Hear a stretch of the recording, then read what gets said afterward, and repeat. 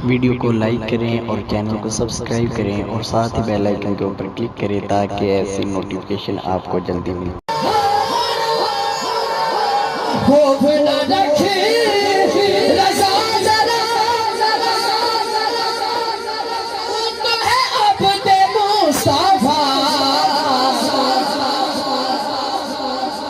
तेरे लिए अमान है, तेरे लिए अमान है।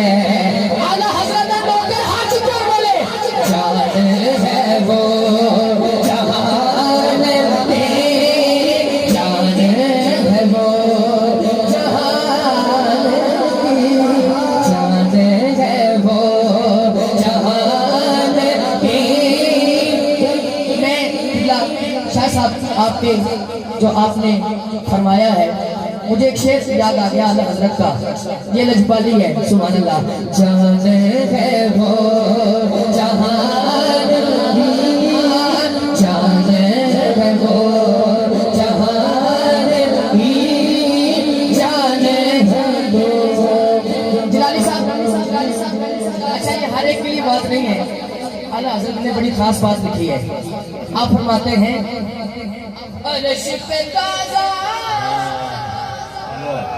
छेड़छाड़, फर्श पे तुरफा दूमदार।